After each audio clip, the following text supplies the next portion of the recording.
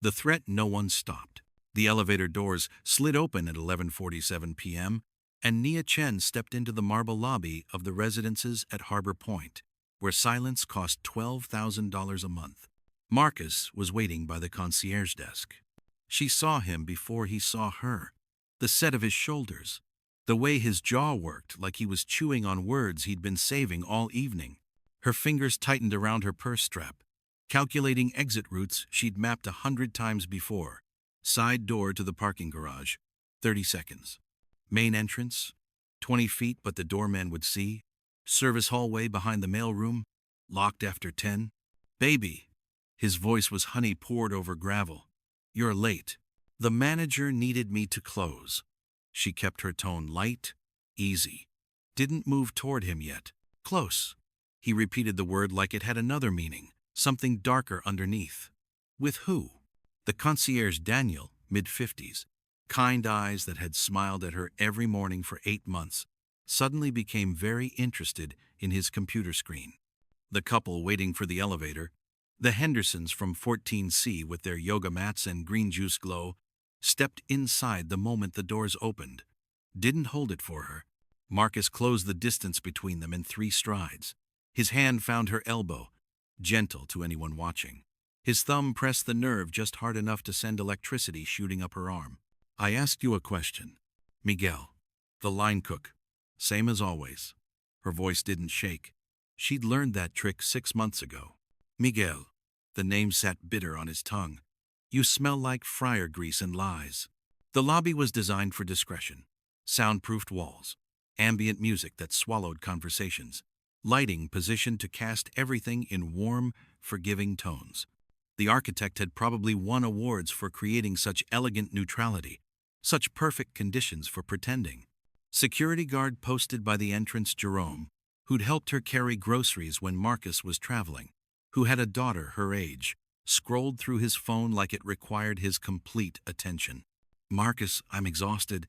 Can we just what? His fingers tightened. Go upstairs? Talk about your day? Pretend you're not fucking around on me? Mrs. Alvarez from 9B emerged from the garage elevator with her poodle. Saw them. The dog yapped once. She yanked its leash and pivoted toward the mailroom so fast her Louboutins squeaked against marble. Everyone here knew. The walls were thick enough to muffle screams but not thick enough to hide the EMTs who'd come last month. The police who'd knocked on 12G twice before took statements in the hallway and left with nothing because Naya's voice had stayed steady while she explained about the door, the accident, her clumsiness. The building manager had sent a fruit basket, an apology for the disturbance. I love you, Marcus said, and his voice broke just enough to sound like truth. Why do you make me crazy like this? The elevator behind them dinged, opened, empty. No one was coming. Not Daniel, frozen at his desk. Not Jerome, who'd found something fascinating on his phone. Not the Hendersons, or Mrs. Alvarez, or the invisible residents behind their $12,000 doors. Nia stepped into the elevator. Marcus followed. The doors closed on the most public privacy money could buy.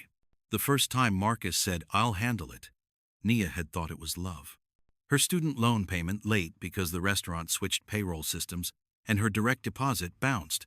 He'd covered it before she could call the bank, kissed her forehead, called her baby in that way that made her feel protected instead of patronized. 6 weeks later, he suggested moving her account to his bank. Better rates. His financial advisor could help. She'd signed papers over mimosas at brunch, his hand warm on her lower back. The money disappeared slowly.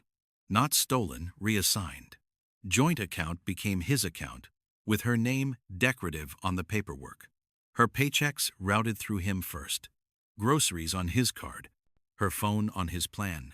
Insurance, streaming services, the gym membership she'd stopped using because he said the trainer looked at her wrong. Why do you need your own credit card? He'd asked once, genuinely confused. We share everything. Her mother stopped calling after the 3rd canceled lunch. Nia had blamed work, exhaustion, the impossible scheduling of a waitress dating a wealth management consultant. The truth was, Marcus needed her home by 7. Needed to know where she was. Needed her location sharing turned on because the city's dangerous, and I worry about you. Her best friend Tasha lasted longer. Made it through 8 months of rescheduled coffee dates and ignored texts before she'd sent one final message. You're not you anymore. When you're ready to remember who that is, call me. Nia had deleted the text, told herself Tasha didn't understand what it meant to build a life with someone, to compromise, to grow up. The first bruise came on their 1-year anniversary. Stupid argument about nothing, whether she'd flirted with the waiter at the restaurant where Marcus had proposed. His hand had shot out before either of them registered the intention, caught her wrist, twisted, left finger-shaped shadows that lasted 4 days. He'd cried, actually cried, bought her a tennis bracelet that cost more than 2 months of her old rent, promised therapy, change, forever apologies. The therapy lasted 3 sessions before he deemed the counselor biased against men. The bruises became more careful after that. Hidden, strategic. Ribs, not arms. Scalp, not face. Once, her inner thigh punishment for wearing a skirt he hadn't pre-approved. Nobody sees there, he'd said, almost thoughtful, like he was solving a puzzle. The monitoring intensified in year 2. Her phone's passcode changed to one he chose. Social media accounts merged, then his alone.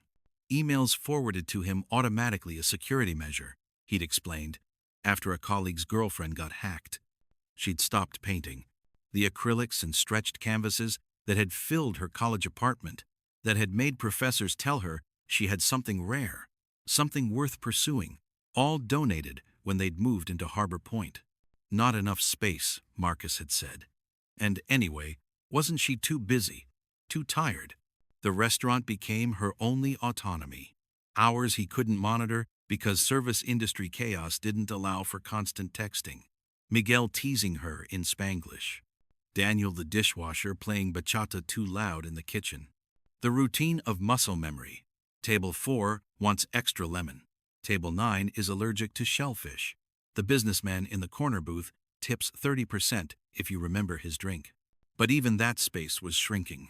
Marcus had started showing up during her shifts, sitting at the bar, ordering bourbon, watching, just checking in, he'd say, making sure you're safe.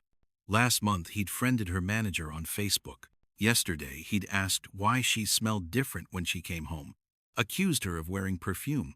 She'd tried to explain it was fryer oil, garlic, the industrial soap they used on their hands. He'd made her shower while he watched, scrubbing until her skin burned. His voice soft and terrible. I just want you clean, baby. Is that so wrong? Now, in the elevator climbing to the 12th floor, Nia watched the numbers tick upward and wondered if there was a floor high enough to escape the weight pressing against her lungs. Marcus's thumb traced circles on her pulse point. Possessive, proprietary. I don't like when you make me feel crazy, he whispered. The elevator was a cage wrapped in mirrors. Everywhere she looked, she saw herself trapped. Elliot Kang had been sitting in Harbor Point's lobby for 43 minutes when the woman in the stained work clothes walked in. He'd come to view the penthouse, a formality, since he'd already decided to buy the building outright. The current owner was leveraged to his eyeballs, desperate enough to accept an all-cash offer 20% below market if it closed quietly. Meridian Group specialized in quiet, in seeing opportunities where others saw complications. The lobby's design was competent, neutral, designed to project wealth without personality, the architectural equivalent of a firm handshake. Elliot had already cataloged the security weaknesses. Blind spot by the mailroom, single point of failure at the concierge desk, cameras positioned for insurance compliance rather than actual surveillance. The security guard had been on his phone for 38 of those 43 minutes. Elliot had noticed the woman immediately. The way she paused in the doorway, scanning. The micro-expression that flashed across her face when she spotted the man by the concierge desk, fear chased by resignation. Smoothed into careful neutrality so quickly most people would have missed it. Elliot didn't miss things. Missing things got you killed in his previous life. before he'd turned violence into venture capital. The man moved toward her, like he had rights to her body, proprietary. The grip on her elbow read as affectionate to the casual observer. The couple by the elevator didn't even glance twice. But Elliot saw the way her shoulder tensed, the way her fingers whitened around her purse strap. He saw the concierge suddenly find his computer screen fascinating. The security guard's phone addiction intensify. The older woman with the poodle execute a tactical retreat. Elliot had spent 15 years in private military contracting before he'd leveraged those connections into legitimate business. He'd extracted hostages from compounds in Kandahar, negotiated with warlords who wore Rolexes and kept severed heads as decor, and once disarmed a bomb while a translator argued about payment terms. He recognized a hostage situation when he saw one. The man's voice carried, despite the ambient music, something about fucking around.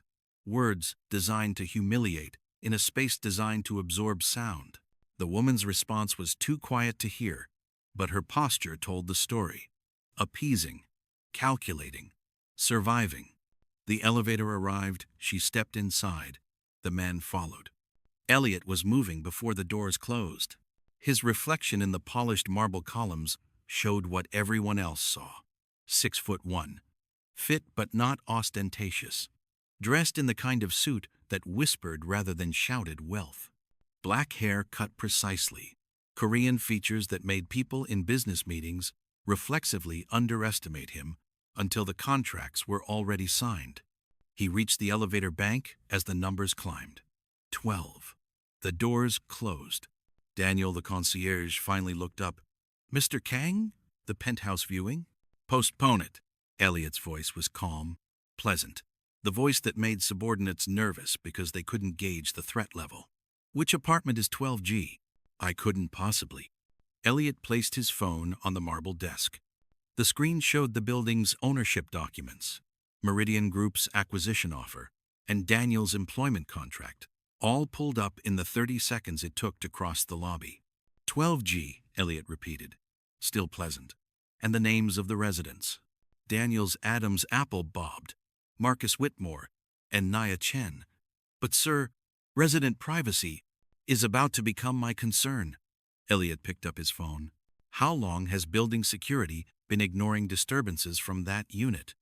The silence answered everything. Elliot had learned patience in Helmand Province, crouched in 120-degree heat, waiting for targets who might never appear. He'd learned strategy in boardrooms where billion-dollar deals pivoted on who blinked first. He'd learned that power wasn't about who could hit hardest. It was about who could make hitting unnecessary. The woman in the elevator had looked at that man the way Elliot's mother had looked at his father 30 years ago in Seoul, before she'd finally gathered the courage to run. Before his father had caught her at the airport. Before Elliot, age 9, had learned that sometimes the only way to stop a monster was to become something worse. He checked his watch. 90 seconds since the elevator doors closed. "Call the police," Elliot said quietly. "Tell them you have a domestic disturbance report on 12. Then give me the override key for that elevator." "Mr. Kang." "Now, Daniel." The key landed in Elliot's palm. He pressed the call button and waited, patient as death, for the elevator to return. The apartment door was 3 feet away when Marcus's hand moved from Nia's elbow to her throat. Not choking. Not yet. Just resting there, his thumb against her windpipe like a promise, like a reminder of how quickly air becomes privilege. "Keys," he said. Her hands shook, fishing them from her purse. The keychain, a small paintbrush charm, last remnant of who she'd been clinked against metal. She couldn't get the key in the lock. "Jesus Christ, Nia." Marcus snatched them from her, his other hand still collar loose around her neck. "You're so fucking useless when you're tired." The hallway was silent. Cream walls, sconce lighting, a framed print of the harbor at sunset every 20 feet. Tasteful, identical, designed to give residents nothing to remember. Apartment 12F's door opened a crack. Mrs. Patterson, 70-something, who'd lived here since the building went condo in 2008. Their eyes met. Mrs. Patterson's door clicked shut. The lock turned. Marcus pushed the door open, pulling Nia with him into the dark apartment where no one would hear whatever came next. Then the elevator dinged. Marcus froze. His grip loosened fractionally, not release, but distraction. They both turned. The elevator doors slid open. The man who stepped out wasn't building security, wasn't police, wasn't any of the neighbors who'd perfected the art of not seeing. He was tall, dressed like he'd just left a corporate dinner, and he moved with the kind of calm that suggested violence was a tool he kept maintained but rarely needed. 90 seconds, the man said. His voice was quiet, almost conversational. He spoke English with the barest hint of an accent, something smoothed down, but not erased. That's how long it took me to realize no one else was going to do anything. Marcus's hand dropped from Nia's throat. Who the fuck are you? Someone who's going to save you from a felony assault charge. The man's eyes dark. Patient moved to Nia. If you're lucky. This is a private hallway. The man gestured around them. Public space in a building I'm about to own, which makes this my concern. Marcus laughed, but it came out wrong. Too high. You're going to own Harbor Point? Do you know what units go for here? I'm purchasing the entire property, Meridian Group. We close in 72 hours. He said it like discussing the weather. Which means I have a vested interest in ensuring my future tenants aren't committing domestic violence in my future hallways. The name Meridian Group hit Marcus like cold water. Nia watched recognition flicker across his face. She'd seen that look before, when his boss had walked into the restaurant once and Marcus had gone rigid with the particular fear of someone who'd just realized how small they actually were. This is a misunderstanding, Marcus said, and his voice had changed, smoother, the consultant voice he used for clients. My fiancé and I were you just what? The man took one step forward. Just one. Explain it to me. Marcus's hand moved toward Nia again, territorial, claiming, and the man was suddenly there, between them, without seeming to have crossed the distance. Don't. One word. No volume. Just certainty. Listen. Marcus reached out, maybe to push past him, maybe to grab Nia, and the man caught his wrist mid-motion. The movement was precise, clinical, the kind of restraint that suggested extensive training in how to hurt people efficiently.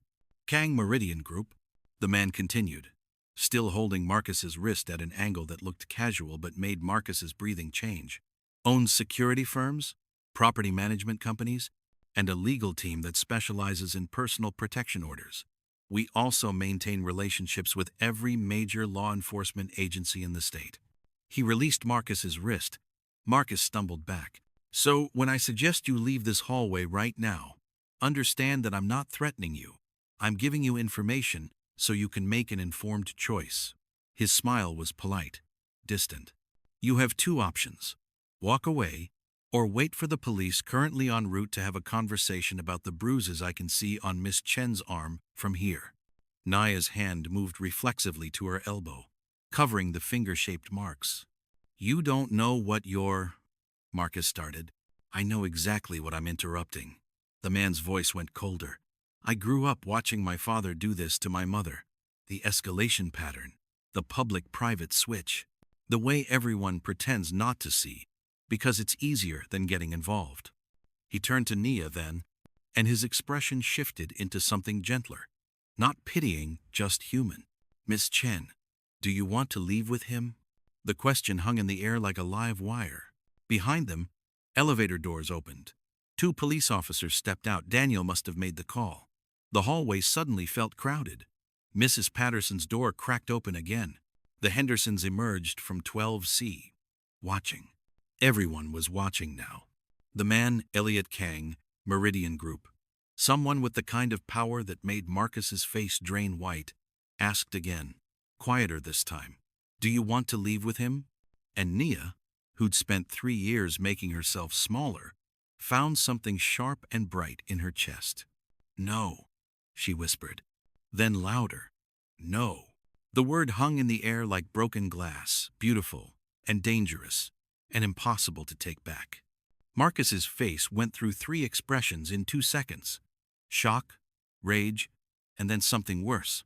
The look he got when he was calculating. When he was deciding how much damage he could do before anyone stopped him. Baby. His voice dropped into that register, the one he used during apologies, during sex, during the moments right before violence, when he'd pet her hair and tell her he loved her more than breathing. You don't mean that. You're tired. You're confused. She said no. Elliot hadn't moved, but somehow he'd positioned himself more firmly between them. A wall with a pulse. Officers, this is Marcus Whitmore, apartment 12G. Miss Chen is his former fiancée. She's indicated she doesn't feel safe.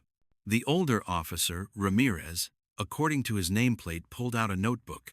His partner, younger, kept one hand near his belt, not on his weapon, but close. Mr. Whitmore, we're going to need you to step back, Ramirez said. This is insane. Marcus's consultant mask was cracking. Naya, tell them this is our home. Tell them it's his home. Nia's voice shook, but the words kept coming. 3 years of swallowed sentences forcing their way up her throat. My name isn't on the lease. He wouldn't let me sign it. That's not, we discussed that. For tax purposes, my paycheck goes to his account. My phone is on his plan. I can't. She stopped, breathed. Elliot was watching her with an expression she couldn't name. Not pity. Something cleaner. I can't access my own money. Mrs. Patterson had emerged fully from 12F now, standing in her doorway with her arms crossed. The Hendersons whispered to each other. Down the hall, more doors cracked open. The building's silence, its polite, expensive discretion was fracturing. Miss Chen, do you have injuries? Ramirez asked. Marcus lunged forward. Not toward Nia, toward Elliot, fist already swinging. Amateur hour.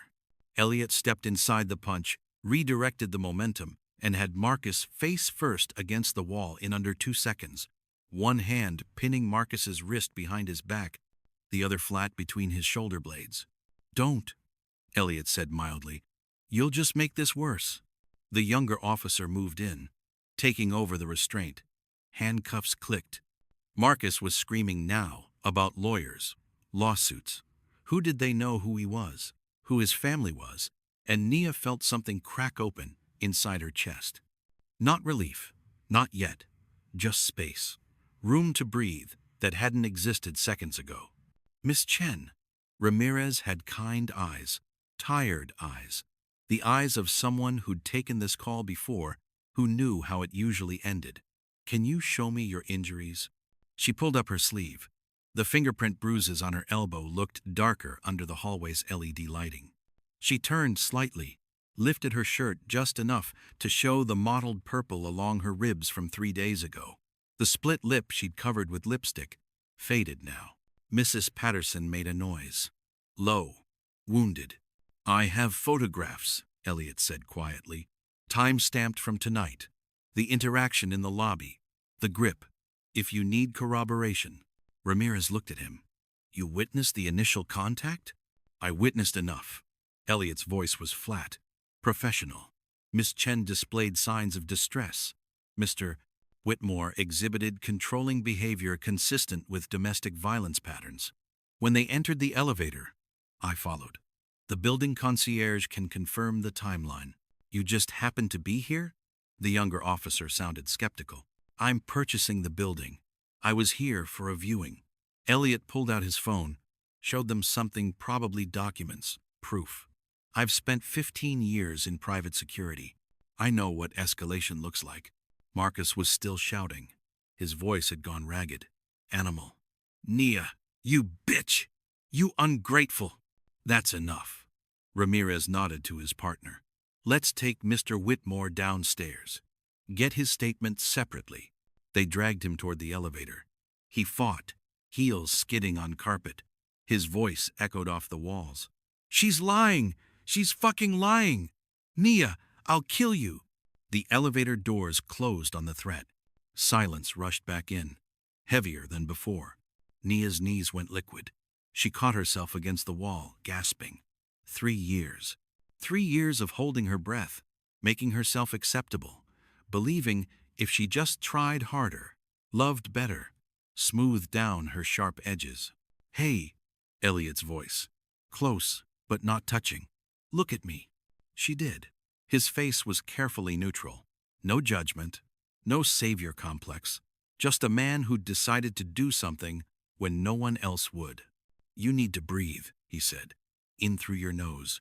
4 counts. Hold it. Out through your mouth. 6 counts. She followed his rhythm. Her vision steadied. Mrs. Patterson was crying. Actually crying.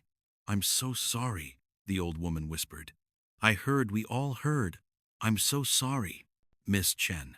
Ramirez had returned. You can't stay here tonight. Do you have somewhere safe? Did she? 3 years of isolation. Who was left? I can arrange a hotel, Elliot said. Security. A lawyer, if you need one. I don't even know you, Nia managed. No, he agreed. But I know enough. And I'm offering help with no strings. You can accept it or not. She looked at him, really looked. Saw the expensive suit, the careful posture, the eyes that had seen things he'd never talk about at parties. Saw someone who'd intervened not because he wanted something, but because he couldn't live with doing nothing. Okay, she said. Okay. Elliot pulled a card from his pocket. Simple. Black text on cream stock. My number. Call any time. I'll have someone collect your things tomorrow. Things he can't access or destroy. Ramirez was talking about protection orders, court dates, victim services. Nia heard maybe half of it. Everything felt distant, wrapped in cotton. Unreal. In the elevator, Elliot said nothing. Just stood beside her as they descended, as the numbers ticked down, as she left behind the cage wrapped in marble and silence. The lobby was crowded now. Daniel looking stricken. Jerome, the security guard, pretending he hadn't ignored everything. Residents clustering, whispering. Elliot walked her past them all, out into the night, into air that tasted like freedom and terror in equal measure. Thank you, Nia whispered. Don't thank me yet, Elliot said. This part is easy. The next 90 days will be harder. But when she looked up at the building, at the windows glowing like cells, like expensive prisons, she thought maybe hard was better than safe. Maybe she'd been safe enough for one lifetime. The hotel room was nicer than anywhere Nia had stayed in 3 years. Not expensive, nice, Elliot had explained in the car, that too visible would be counterproductive. Mid-range chain. Business travelers. Cameras in the parking lot and lobby. 3rd floor. Exit strategy options. Credit card in a name Marcus wouldn't recognize. One of my security managers will check on you in the morning, Elliot had said outside her door. His name is June. He'll help coordinate getting your belongings. I don't have much. Nia's voice had sounded strange. Hollow. He didn't. I couldn't. Whatever you had, we'll get. Elliot had handed her a phone. Prepaid. Your number is programmed. Mine. Jun's. A crisis hotline. Don't use your old phone. He can track it. Now, alone, Nia sat on the bed that smelled like industrial detergent and stared at the walls. The TV was on. Local news. She wasn't watching. Her hands wouldn't stop shaking. 3 hours ago, she'd been terrified in an elevator. 2 hours ago, she'd said no. 1 hour ago, she'd watched Marcus dragged away, screaming threats that might become promises. And now she was here, in a room that wasn't a cage, and her brain couldn't process the shift. The phone Elliot gave her buzzed. Unknown number. This is June Park. Meridian Group Security. I'll be outside your hotel at 8 a.m. We'll make a plan. You're safe tonight. Get some rest if you can. She typed back. Thank you. 3 dots appeared. Disappeared. Then, you did the hard part. The rest is logistics. Logistics. Like her entire life could be reduced to coordination and scheduling. Like 3 years of psychological dismantling could be packed into boxes and relocated. Her old phone sat on the nightstand, powered off, but not dead. She knew what would happen if she turned it on. 70 messages. Voicemails. Marcus cycling through rage and apology. Threats and promises. The pattern she'd memorized like choreography. I love you. You're overreacting. How could you do this to me? Baby, please. I'll change. I'll kill you if you don't come back.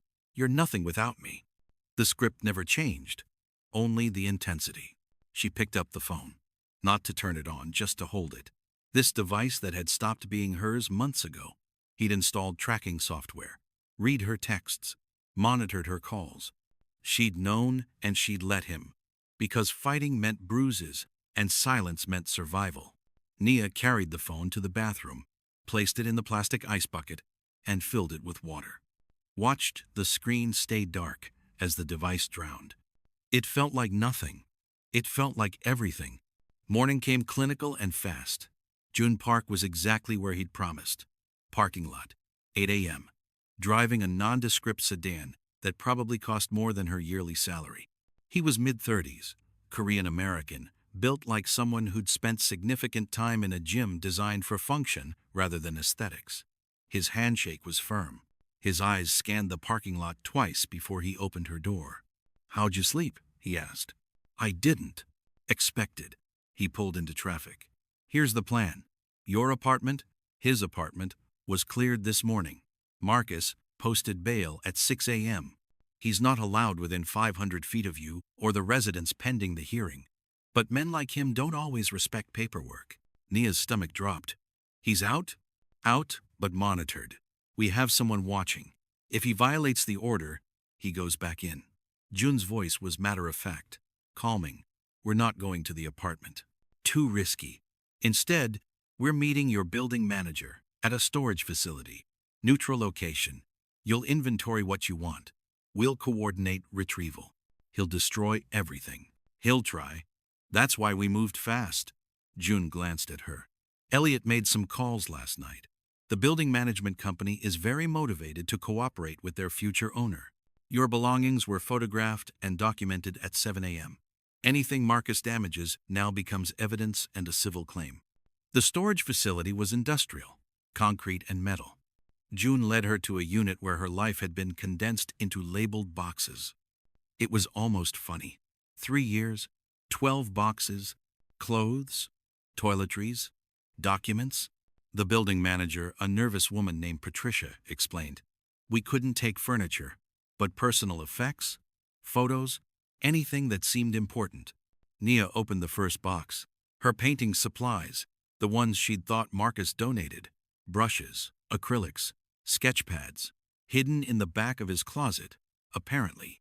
Waiting for what? Permission she'd never asked for? The second box held photo albums. Her mother, college friends, Tasha grinning at a bar, arm around Nia's shoulders, both of them young and stupid and whole. "He kept these?" Nia's voice cracked. Patricia looked uncomfortable. They were in a locked cabinet. Maybe he forgot? No, men like Marcus didn't forget. He'd kept them as leverage, as proof of what he'd taken, as things he could destroy if she ever tried to leave. June's phone buzzed. He stepped away, listened, came back grim. "Marcus just violated the order. Showed up at the apartment building. Police are en route." "What? Do I?" "Nothing. You do nothing. That's the point." June's expression was hard. "He's making choices. Choices that have consequences.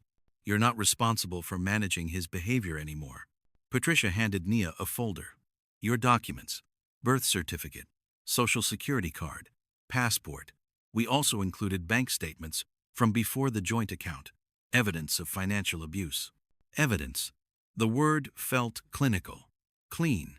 Like 3 years of erasing herself could be summarized in spreadsheets. "There's one more thing," Patricia said carefully. "Mr. Kang wanted me to tell you. Meridian Group maintains several residential properties. If you need temporary housing, furnished, secure, he can arrange it, no cost. Just until you're stable." "Why?" Nia looked at June. "Why is he doing this?" June was quiet for a moment. Then, "You'd have to ask him. But I've worked for Elliot for 8 years. He doesn't do charity. He does corrections. When he sees something broken, something that shouldn't be broken, he fixes it." A pause. His mother didn't make it out. Maybe that's reason enough. The apartment Elliot arranged was small. 1 bedroom, top floor of a renovated building in a neighborhood Nia used to love, before Marcus had decided it was too dangerous. too far, too anything that meant freedom. Hardwood floors, windows that actually opened, a kitchen with counter space, and a view of the street. No one had the keys but her. June did a security walkthrough, tested the locks, showed her the panic button system, explained that building security had her photo, and Marcus's he wouldn't get past the lobby. "You're going to feel paranoid for a while," June said. "That's normal. Your brain is recalibrating threat assessment. It'll take time." When he left, Nia stood in the center of her living room and cried. Not sad crying, not relief crying. Just the kind of crying that came from realizing she'd been holding her breath for 3 years and had finally been allowed to exhale. Her phone, the new one, buzzed. Elliot Kang, "June says you're settled. If you need anything, call. If you don't need anything, that's fine too. You owe me nothing. EK." She stared at the message, at the careful distance in his words, the boundaries. Then she set up her easel by the window and painted until her hands stopped shaking. Marcus violated the protection order 3 more times in 2 weeks. Each time, he was arrested. Each time, his lawyer got him released. Each time, the conditions got stricter, the leash shorter, until he was fitted with an ankle monitor and confined to his apartment pending trial. Nia knew this because June sent daily updates, clinical, factual, subject attempted contact via third party, police notified, no action required on your part. She started to understand. Elliot's network wasn't protecting her through violence. It was protecting her through paperwork, documentation, legal consequence, making it more expensive for Marcus to reach her than to leave her alone. It was working. Slowly. Like watching a forest fire burn itself out. Her mother called on day 16. The number showed up on Nia's new phone as unknown, but she answered anyway. "Baby?" Her mother's voice. Mississippi accent. Warm and worried. "Baby, is this you?" Nia hadn't spoken to her mother in 14 months. "Mama." "Oh, thank God. Thank God." Her mother was crying. "I got a message yesterday from some man named June. Said you were safe. Said you'd call when you could. What happened? Where have you been?" So Nia told her. Some of it. The parts that wouldn't break her mother's heart worse than it was already breaking. When she finished, her mother was quiet for a long time. Then, "I'm coming to get you." "Mama?" "No. Don't you mama know me. I let that boy keep you from me. I let it happen because I thought, I don't know what I thought, that you knew what you were doing. That it wasn't my business." Her voice turned steel. "I was wrong. I'm getting on a plane. Tonight. I have an apartment. I'm safe. There's security. Good. Then I'll stay with you and meet the security. And if that man comes near you, he'll have to go through me first." Nia laughed. Actually laughed. It felt strange in her chest, like a muscle she'd forgotten how to use. "Okay, Mama." Her mother arrived 36 hours later with 2 suitcases and a fury that made June visibly recalibrate his threat assessment when they met in the lobby. "You're the one keeping my daughter safe?" her mother demanded. "I'm part of the team, yes, ma'am." "Good. You keep doing that." She pointed at him. "You fail, I'll make you regret it." June almost smiled. Understood. Tasha came on day 23. Nia had texted her from the new number. "It's Nia. New phone. Long story. Coffee?" The response was instant. "Address. Now." They met at a cafe 3 blocks from Nia's apartment. Neutral ground. Public.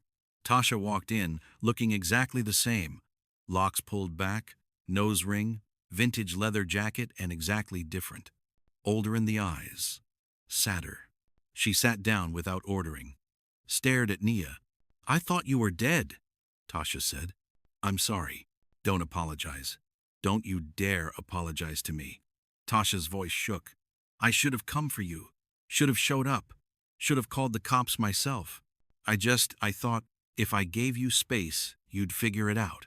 But I should have known space was the last thing you needed. You tried. I pushed you away. Because he made you."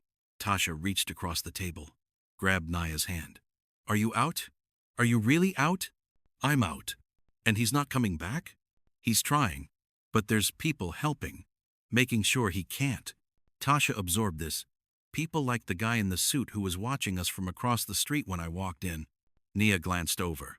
Sure enough, one of June's team, sitting with a newspaper, positioned for clear sightlines. Yeah, Nia said. People like that. Tasha nodded slowly. Good. That's good. She squeezed Nia's hand harder. Whatever you need, wherever you go, I'm here. You hear me? I'm here. The restaurant called on day 30. Miguel, the line cook, his voice thick with concern.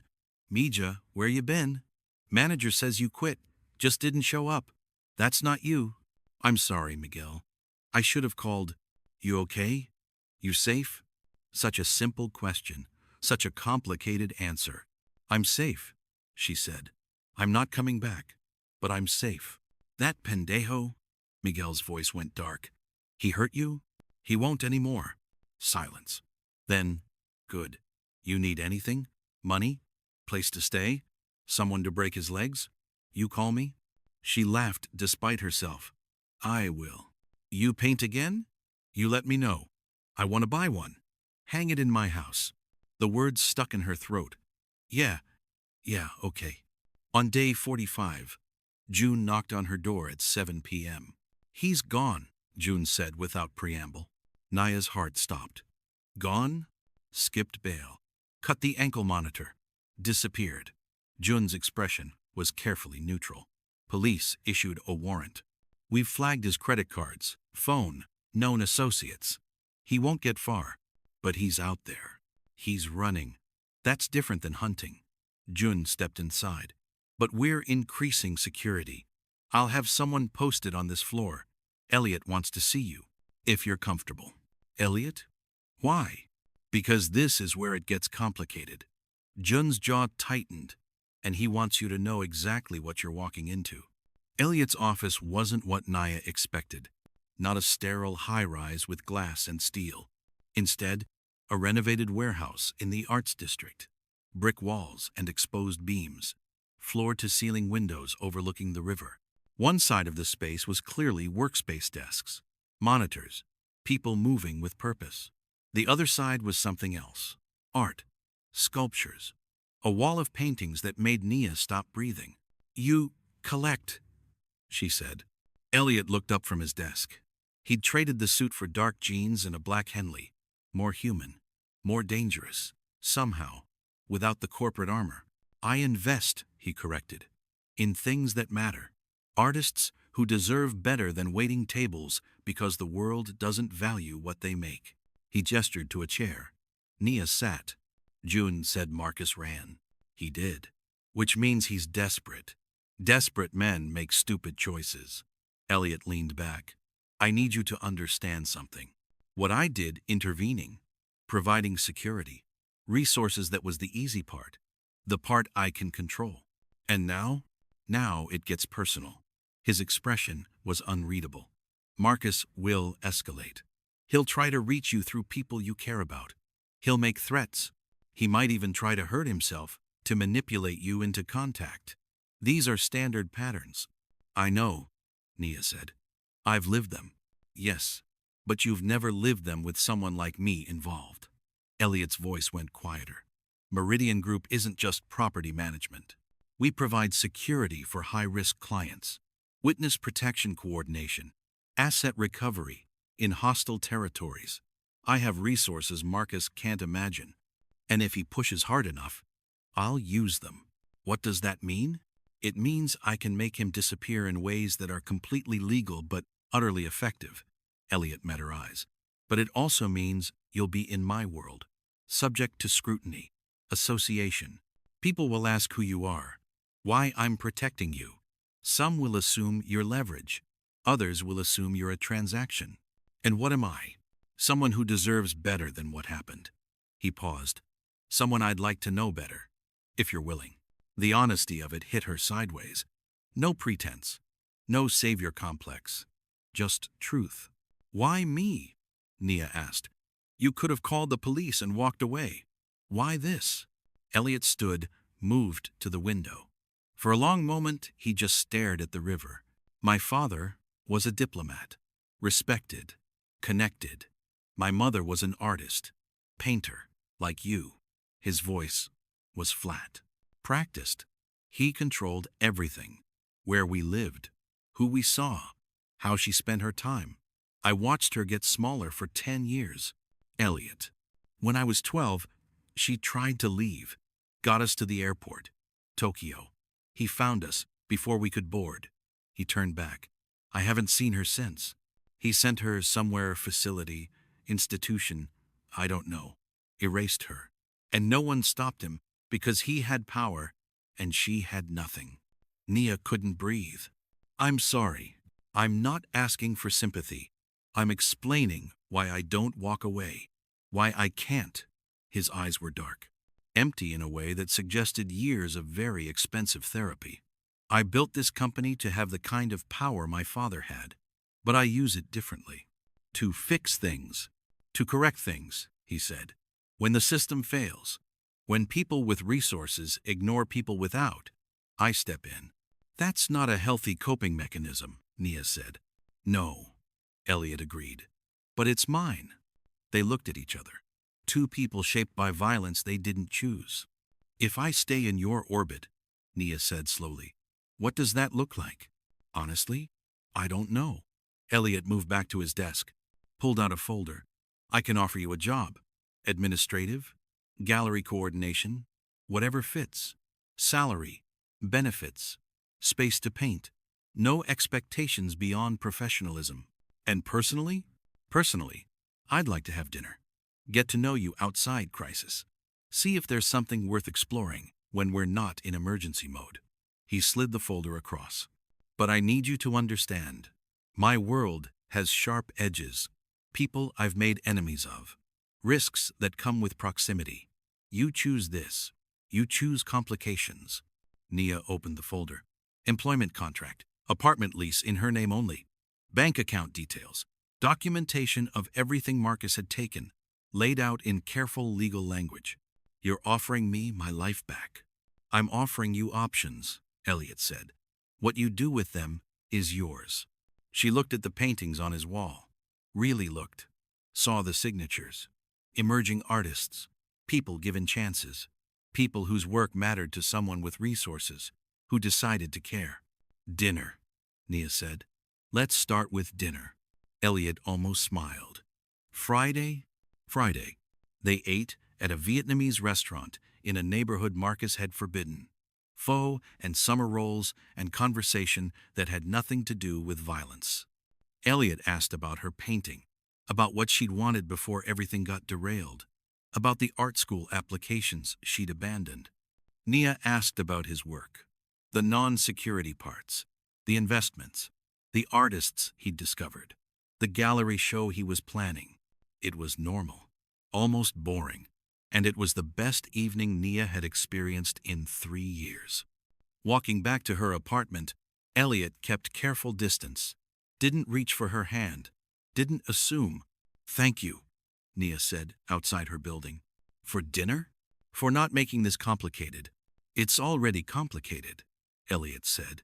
I just don't think you need someone adding to it. He left her at the lobby door. June materialized from somewhere, nodded at her, and followed Elliot to a car Nia hadn't noticed was waiting. Inside her apartment, Nia's mother was watching a cooking show. How was your date? Not a date? Dinner. Her mother gave her a look. Baby, that man looks at you like you're the only thing in the room worth seeing.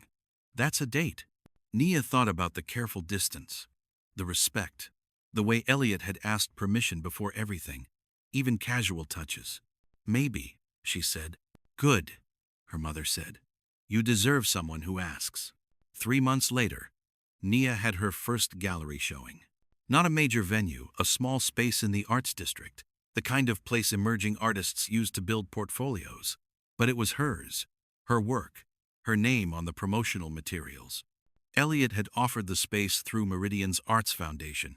No strings, just opportunity. The opening was small, intimate. 50 people circulating through a room of her paintings, abstracts in acrylics. Violence and beauty tangled together Every canvas a processing of the past 3 years. Her mother stood by the entrance, beaming.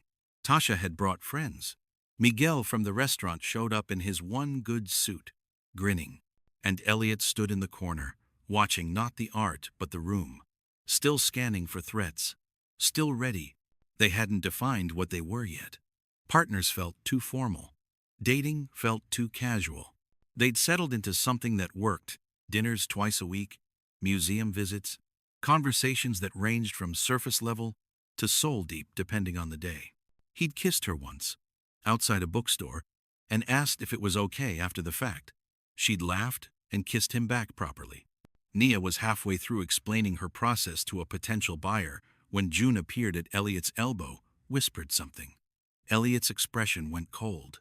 He crossed to Nia, calm. But she knew him now, knew what that particular flavor of calm meant. Marcus is here, Elliot said quietly. Outside. June's calling the police. Nia's first instinct was flight, evacuation, hide. Her second instinct was rage. How long has he been out there? 10 minutes. He's just watching. Through the window. She turned, saw him, thinner, ragged, standing across the street like a ghost, haunting her new life.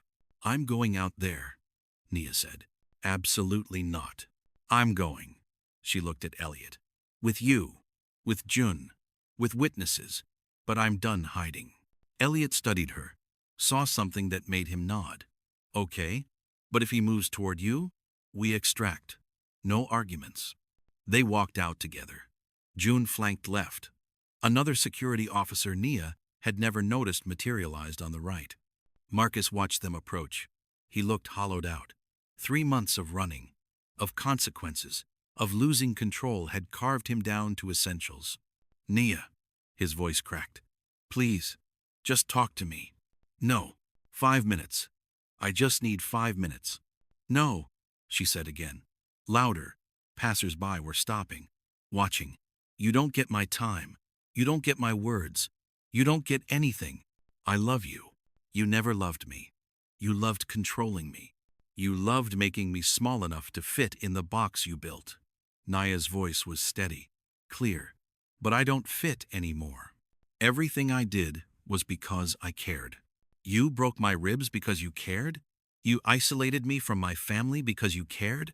She stepped forward. June moved with her. You stole 3 years because you cared? Marcus's face twisted, the mask finally cracking completely. You ruined my life. You destroyed everything. No, you did that. Every choice, every violation, every time you decided your feelings mattered more than my safety.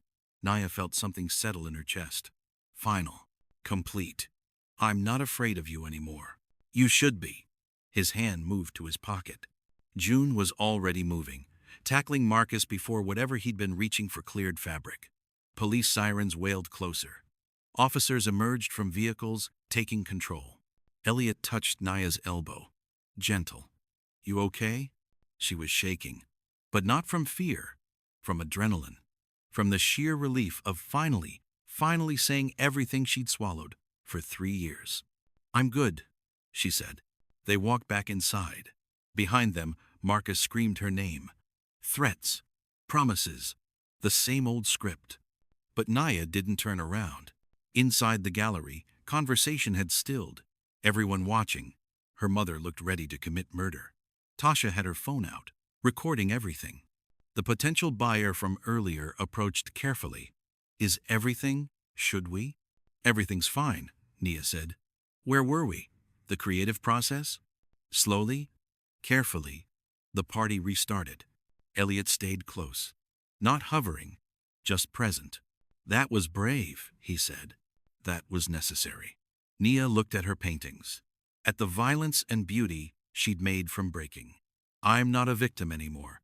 I'm just someone who survived. More than survived, Elliot said. You're thriving. The buyer decided on 3 paintings. Paid more than asking. Nia's mother cried happy tears. Tasha organized an after-party. And later, much later, when the gallery was empty and the night was quiet, Elliot drove Nia home and walked her to her door. He'll be charged with stalking, violation of protection order, and whatever he was reaching for, Elliot said. His lawyer is out of miracles.